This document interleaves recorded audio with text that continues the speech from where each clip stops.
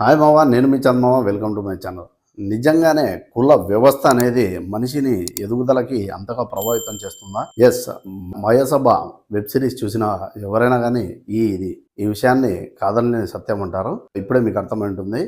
Mayasabha web series అయితే Sony లీవ్లో streaming అవుతుంది guys. ఇదైతే చూడడం జరిగింది. మొత్తం 9 ఎపిసోడ్స్ ఉన్న ఈ వెబ్ సిరీస్ని అయితే మన దేవకట్ట గారు తెరకెక్కించడం జరిగింది. ఈచ్ ఎపిసోడ్ 30 మినిట్స్ నుంచి 40 మినిట్స్ వరకు ఉంటుంది.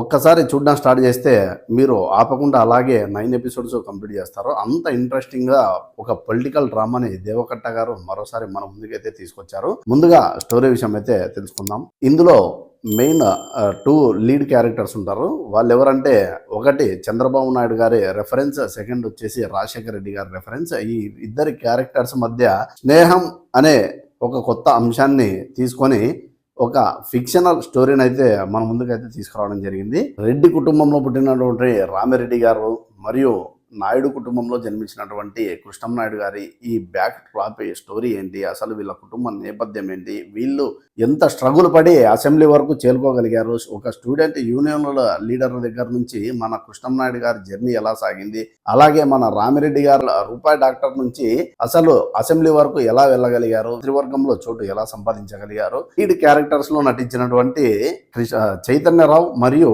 ఆది పినిశెట్టి. ఆది పినిశెట్టి గారు చంద్రబాబు నాయుడు క్యారెక్టర్ చేశారు. తర్వాత మన చైతన్యరావు గారు అయితే రాజశేఖర రెడ్డి గారి క్యారెక్టర్ చేశారు. ఈ క్యారెక్టర్స్ లో వీళ్ళైతే జీవించేశారు భయ్య.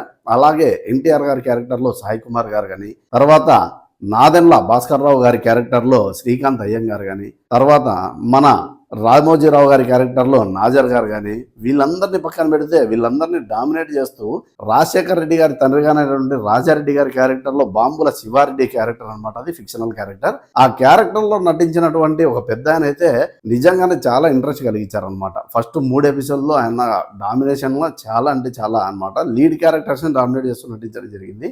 మీరు కనుక పొలిటికల్ లవర్స్ అయితే ఖచ్చితంగా ఈ వెబ్ సిరీస్ అయితే మిస్ కావద్దు. అలాగే ఈ సిరీస్ని చూసిన వాళ్ళు తప్పకుండా కామెంట్ చేసి నా ఛానల్ అయితే సబ్స్క్రైబ్ చేసుకోండి. సైనింగ్ ఆఫ్, మీ చందమావ.